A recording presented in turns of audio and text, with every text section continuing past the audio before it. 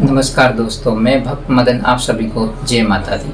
आज मैं आप लोगों के लिए ब्रह्म राक्षस की साधना लेकर आया हूँ। ब्रह्म राक्षस की साधना वही व्यक्ति कर सकता है जिसका शेर का कलेजा हो, जिसको किसी चीज़ का डर ना हो, भय ना हो और बड़ी बड़ी शक्तियों का मालिक हो, जो शक्तियों को सिद्ध कर चुका है और बड़े से बड़े शक्तियों से टक्कर चुका है और लड़ चुका है और उसमें विजय पा चुका है।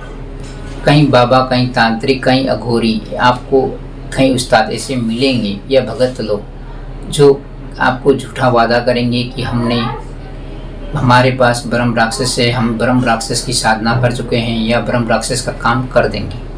अच्छे से अच्छे तांत्रिक अघोरी लोग इसमें सफल नहीं हो पाते हैं, वो खाली आपको ढोंग और पाखंड करते हैं।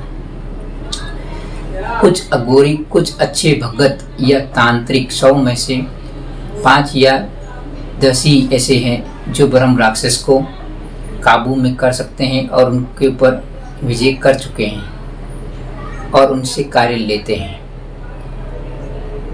ऐसे बहुत कम जानकार आपको मिलेंगे।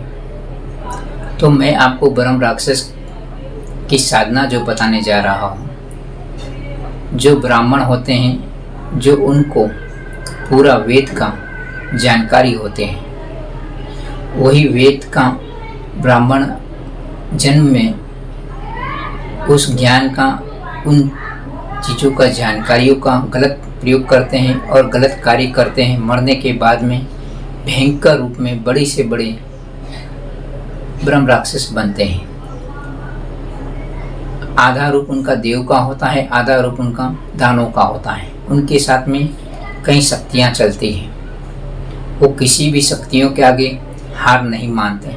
तांत्रिक या भगत, उसका कोई भी अगर कुछ भी नहीं बिगाड़ सकता या कार्य करते हैं तो उसके सामने हाथ जोड़ के उनको मनाकर ही उनसे कार्य लेते हैं तो ही जीत सकता है। तो जिन किसी को ब्रह्म राक्षस की साधना करनी है तो सोच समझ कर ही मुझसे बात करें, मुझसे संपर्क करें। मैंने कई तांत्रिक, कई ऐसे उस्ताद ओघर या बाबा भगत के बारे में किस्से सुने हैं। कई लोग से मैं मिल चुका हूँ जो आज मारे गए हैं। उनका घर आज भी, घर परिवार में तूफान और परेशानियाँ चल रही हैं। तो जिस साधक को या जिनको ये साधना करनी है तो सबसे पहले वो अपना सच्चा गुरु ढूंढे। सच्चा गुरु ढूंढने के बाद गुरु की कृपा हो और गुरु आज्ञा दे, तब आप ब्रह्म राक्षस की साधना शुरू करें। कि मेरे त्यों सबसे पहले आपको एक बहुत भयंकर या ऐसे सुनसान एरिया देखना है जहाँ पर पीपल का पेड़ हो और आपको वहाँ पर साधना करते समय कोई परेशान ना करे, ना कोई दिक्कत आपको आए। आपको साधना 41 से 57 दिन तक ये साधना करनी है।